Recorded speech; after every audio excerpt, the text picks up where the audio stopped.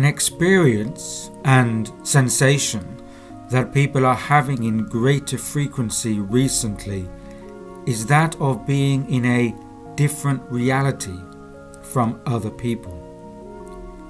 I have heard it spoken that someone can be standing right next to another person, and yet it feels like both are living in a completely different reality.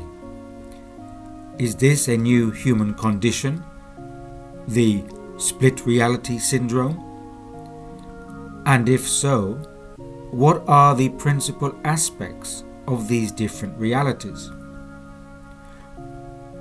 On the one hand, there is little doubt that humanity, and yes, that means human life upon this planet, is experiencing monumental shifts and disturbances that include such aspects as earth changes, disruptions, non-linear climatic variations, economic vulnerabilities and fluctuations, national political system failures, geopolitical fractures, infrastructure breakdowns, global power grabs, mind programming, technocratic control systems, and much more. And on the other hand, we are witnessing an immense shift in people's awareness, understanding, and perceptual clarity. So, since we are in the domain of discussing big shifts, and this is a time for experiencing large themes, let me bring forward two big words to frame this: apocalypse and Armageddon. These two words have, in recent times, been coming up repeatedly in spoken and written narratives and conversations, and often they have been used interchangeably.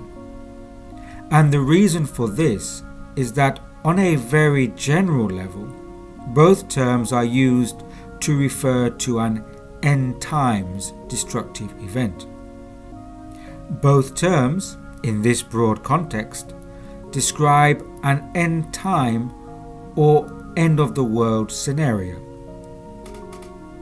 And with the current state of the world as it is today and its potential future trajectory, it is understandable that people are using these terms in conversation. Yet, for me, they each represent a different aspect of this split reality. So, I'm going to lay out what, for me, these terms represent and how they play into a different reality scenario for each. The term apocalypse comes from ancient Greek, apokalypsis, which literally means from cover. That is, a disclosure or revelation of great knowledge. In religious terminology, it has been used to denote a disclosure of something very important that was hidden. This may refer to some heavenly secrets or similar divine disclosures that may bring understanding unto earthly life. Here then, we have a term representing a revelation of the veiled. In such an instance of an apocalypse, we have a moment of individual and or collective revelation of some hidden or veiled knowledge. Does this match with the term Armageddon? Armageddon in ancient Greek is Harmageddon, and in Hebrew is Ha-Megiddo, which is the prophesied location of a battle during the end times.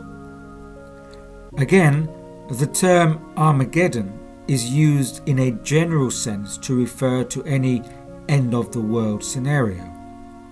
Yet it has no revelatory significance or suggests any epiphany. It refers to a physical battle, a time of great end times war, the war to end all wars. As we can see, these two terms represent two distinct moments. One is an instance of revelation, apocalypse, and the other is a specific physical war to end all wars, Armageddon. For me, how people use these terms, if they do at all, and also the presence of these terms in the same narrative signifies this split reality positioning. In other words, a person can position themselves within a reality of revelation, a time when hitherto hidden knowledge and understandings are revealed to them, a perceptual awakening. Or a person can perceive themselves to be caught up with a time of physical warfare, disruption, and destruction. For me, one of these realities allows for a refinement of self-awareness, cognition, and comprehension. The other, a densification, entanglement, and potential disturbance of one's cognition and energy state. Furthermore, the apocalypse mode, to call it that, represents, to my understanding, a movement towards something. A person, through revelation, is transitioning toward a perceptual awareness or space of knowing. And the Armageddon mode is more likely to suggest a running away from something, running away from the destruction and devastation of war. Here, these positionings can also be applied to how people are reacting to one or other of possible future reality states. In these days, we are being told to prepare for what is coming. Yet, what is coming? How can we really know what is going to come? World War III or evacuation plan planet Earth by Palladians? It is most likely that we shall meet exactly what we are preparing for. In my short life experience, I have found that we tend to meet reality halfway. Well, most of the time. So in this scenario, if we are stockpiling food, digging our bunkers and fearing for the worst, what I have previously referred to as the Armageddon pathogen virus zombie endgame meme, then we're more likely to run into one of those demonic zombies or an experience affiliated with this energy. A person is more likely to experience fear, confusion, anxiety, uncertainty, etc. if this is what they are preparing against, because this structure has become their reality set. Reality has a funny way of responding to what's in our heads, yet most often in a way that we were not expecting. What we are running away from usually meets us head on at some point. Just like in our abstract dreams, we are running away from some fear but going nowhere. The apocalypse revelation mode, on the other hand, suggests a position of receptibility and openness to unknown potentials, without fear or apprehension, yet with an inner sense of trust. For you see, we cannot run away from ourselves, no matter how fast or how hard we try. We can take ourselves to an underground bunker or to some isolated island. Yet we take ourselves with us. And how we are is what determines how we experience what is to be and what is to come. To return to what was said in the opening sentence, we can be standing right next to another person, and yet each person is experiencing and living in a different reality, and responding to this accordingly. We can be physically next to them, but we are certainly not with them. Whether we have recognized it and acknowledged it or not, reality has split, and it is time to choose our positions. How we take ourselves forward from this moment on will determine what form and arrangement of life, as well as energetic and emotional states, we are going to experience.